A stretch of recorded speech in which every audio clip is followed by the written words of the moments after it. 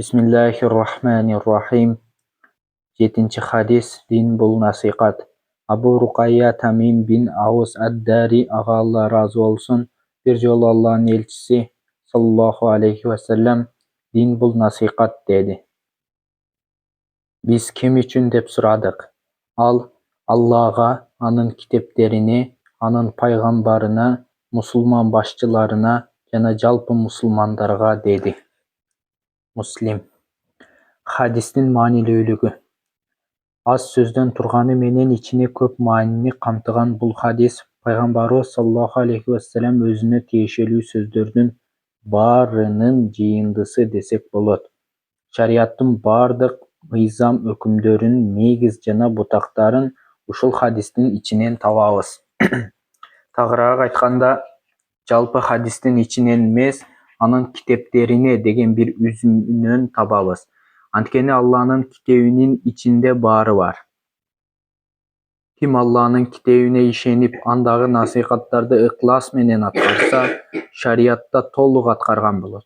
Аллах Таала айткан: "Биз китепте эч нерсени жазбай калтырбадык". Ан'ам сүрөсү 38-аят. Ушундан улам алымдар бул хадис исламдын өзөгү дешкен. Хадистен алынуучу сабактар жана пайдалар. Аллага насихат дегени. Бул Алла Таалага ыйман келтирүү, ага эч нерсени шерик кылбоо, аны сыпаттарына толук ишенүү, аны бардык кемчиликтерден таза аруу деп билүү, ибадаттарды ыклас менен аткаруу, буйруктарына баш ийип күнөөлөрдөн тыйылуу, Алла үчүн жакшы көрүү, Алла үчүн жек көрүү.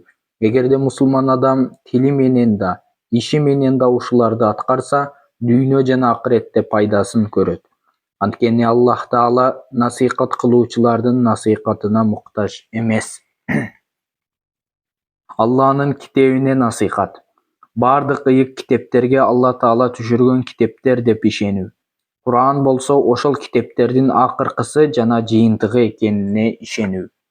Куран Алла Тааланын сөзү жана мужизасы. Алла Таала Куранды адамдардын жүрөгүндө жана китеп кылып жазуу түрүндө сактады. Куранды сактоону Алла Таала өзү мойнуна алган.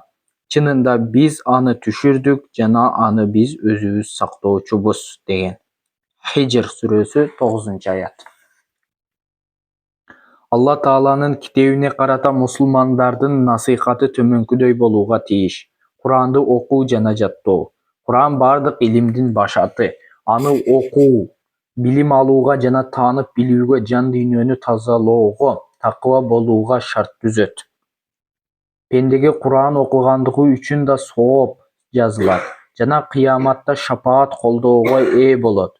Имам Муслимдин китебинде келген хадисте Алланын элчиси, ага Алланын тынчтыгы жана мактоосу болсун, Куран окугула, кыямат күнү ал окуган адамын колдоп келет деген. Ал эми Алланын китебин көкүрөккө сиңирип жаттоо жүрөктү нурга толтурат. Окуган адамдын кадырын көтөрөт, даражасын бийиктетет. Имам Абу Дауд менен Имам Термизи келтирген хадисте Алланын элчиси кыяматта Куран жаттаган адамга оку да көтөрүлө бер. Дүйнөдө кырааты менен окуган сыяктуу окуй бер. Акыркы аятты окуп бүткөн жериң сенин ордуң болот деп айтылат деген. Куранды эрежесин сактап, кооз үт менен так туура окуу. Мындай окуу жүрөктү эс алдырып, көңүлдү сергитет. Имам Бухаринин китебинде жазылган хадисте Алланын элчиси саллаллаху алейхи вассалам Куранды кооз үн менен окубаган адам бизден эмес деген. Куран аяттарынын маанисинде ой жүгүртүп түшүнүүгө аракет кылуу. Алла Таала айткан: "Алар Куран жөнүндө ой жүгүртүшпөйбү же алардын жүрөктөрүндө кулпулары барбы?" Мухаммед сүрөсү 24-аят. Алланын китебин жаттоо жана сактоо жоопкерчилигин улантуу үчүн Куран окууну кийинки муунга үйрөтүү. Куранды үйрөнүп, анан аны башкаларга үйрөтүү бактылуулуктун жолу. Имам Бухари жазып калтырган хадисте Алланын элчиси саллаллаху алейхи вассалам: "Силердин эң жакшыңар Куранды үйрөнүп, анан башкаларга үйрөткөнүңөр" деген. Куранды жөн эле окуп койбостон, андагы буйруктарды ишке ашырып, тыюулардан тыйылуу, Құранды оқып түшінбөсө же түшүнүп, бирок иш жүзүндө аткарбаса, анда эч пайда жок. Құран аяттарын түшүнүп, ага амал кылганда гана Курандын мөмөлөрүн алабыз. Билгенин иш жүзүнө аткарбоо мусулман үчүн эң өкүнүчтүү нерсе. Бул тууралуу Алла Таала Куранда мындай деген: О иман келтиргендер, силер эмнеге өзүңөр кылбаган нерсени айтасыңар? Алланын алдында өзүңөр кылбаган нерсени айтканыңар өтө жек көрөрлүк иш. Соф сүрөсү 2-3 аяттар. Алланын элчисине насыйкат. Бул акыйкатты алып келген элчи жана пайгамбар экенине ишенүү. Ал алып келген Курандагы жана сүннөттөгү бардык кабарларга ишенүү.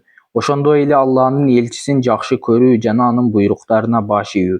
Алла элчисин жакшы көрүү, Алланы жакшы көрүү болуп эсептелет. Куранда айтылган: Айткын, эгерде Алланы сүйсөңөр, анда мени ээрчигиле. Ошондо Алла силерди сүйөт. Али Имран сүрөсү 31-аят. Алланын элчисине моюн сунуу Аллага моюн сунуу дегендик. Алла Таала Куранда: Кимде-ким Алланын элчисине моюн сунса, чындыгында ал Аллага моюн сунган болот, деп айткан. Ниса сүрөсү 80-аят. Алланын элчиси дүйнөдөн өткөндөн кийин насыйкат төмөнкүлөрдү аткаруу менен болот. Алланын элчисинин өмүр таржымалын окуп, адеп ахлагын үлгү өрнөк алуу, сүннөттөрүн кармануу, өмүр жолунан сабак алып, сүннөттөрүн эл арасында таратуу, ошондой эле дин душмандардын дооматтарынан, жаман сөздөрүнөн коргоо. Мусулман башчыларына насыйкат. Мусулман башчылары деп мусулман элин башкарган падыша, аким, эмир жана башка айтылат. Анын ичинде элди туура жолго чакырган мечит имамдары жана үгүт насаат айтуучулар да бар. Башчыга баш ийүү милдет. Ал үчүн оболу башчы өзү мусулман болуусу керек. Куранда Аллага моюн сунгула, Алланын элчисине моюн сунгула жана өзүңөрдөн болгон башчыларга моюн сунгула деген буйрук бар. Ниса сүрөсү 59-аят. Аларга болгон насыйкат алардын таза болуусун, туура түз жолдо жүрүүсүн жана адилеттүү башкаруусун жакшы көрүү. Алардын бузуклугун, адашуусун жана адилетсиз башкаруусун жек көрүү. Алардын жакшы башкаруусунун алдында элдин ынтымагын жана жакшы жашоосун каалоо. Жаман башкаруучусунун натыйжасындагы ынтымаксыздыкты, жакырдыкты каалабоо. Аларга жылуу жумшак эскертип, туура жолго чакыруу жана акыйкатты көрсөтүү зарыл. Залым башкаруучуга насыйкат кылбаган үммөттө жакшылык жок. Ошондой эле туура жол көрсөткөн кеңешчини укпаган, элине залымдык кылган башчыда да жакшылык болбойт. Ал эми аалымдарга жана үгүт кылуучуларга келсек, алардын Алланын китебине жана пайгамбардын сүннөтүнө насыйкат кылууда, башкача айтканда аларды башкаларга жеткирүүдө жоопкерчилик милдети чоң. Элди адаштыруучу ар кандай туура эмес пикирлерге каршы Куран жана сүннөттү колдонуу алардын милдети. Башчыларга эскертип, акыл кеңешин айтып туруу да алардын негизги иши. Алланын элчиси саллаллаху алейхи вассалам айткан: Эң чоң жихад бул залым падышага акыйкатты айтуу. Жалпы мусулмандарга насыйкат. Мусулмандарга акыреттик жана дүйнөлүк иштерде туура жол көрсөтүү жана пайдалуу кеңештерди берүү. Тилекке каршы азыркы учурда мусулмандар бири-бирине кеңеш берүүдө кайдыгерлик кылууда. Айрыкча акыреттик иштерде туура багыт берүүнү көбү унутушкан. Мусулмандарга насыйкат кылуу сөз менен гана эмес, иш-аракетте, амалда көрсөтүлүүсү зарыл. Насыйкат кылуучунун мал дүйнөсүнө, өзүнө зыяны тие турган болсо да, мусулмандарга насыйкат кылуу милдет. Алардын айыбын жашырып, кетирген каталарын оңдоп, жакшылыкка чакырып, жамандыктан кайтаруу зарыл. Насыйкаттын эң маанилүүсү кеңеш сураган адамга туура кеңеш берүү. Пайгамбарыбыз саллаллаху алейхи вассалам айткан: Кимдир бирөөңөрдөн кеңеш сураган адамга туура кеңеш бергиле. Насыйкат тууралуу аалымдардын айткандары. Хасан Басри айтат: Сахабалардын бирөөсү мынтип айткан экен: Жаным колунда болгон затка ант. Кааласаңар Алланын аты менен ант ичип айтам, Алла Тааланын эң сүйүктүү пенделери, алар Алла Тааланын пенделерине сүйдүрүп, пенделерин Аллага сүйдүрүп, жер бетинде насихат кылып жүргөн адамдар.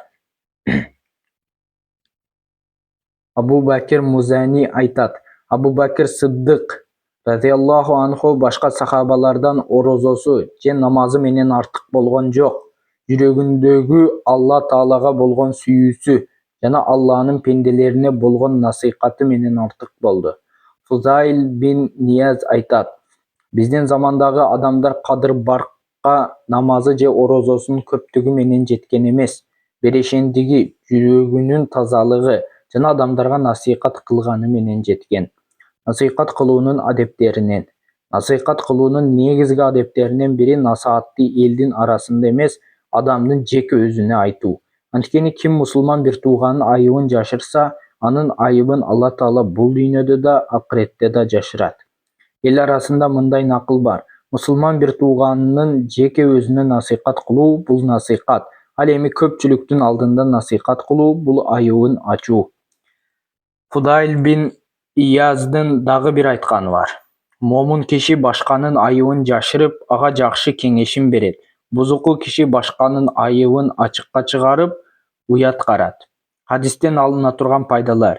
Ибн Батталдын айтымында хадистен төмөнкүдөй пайдаларды алабыз. Насихат — бул дин.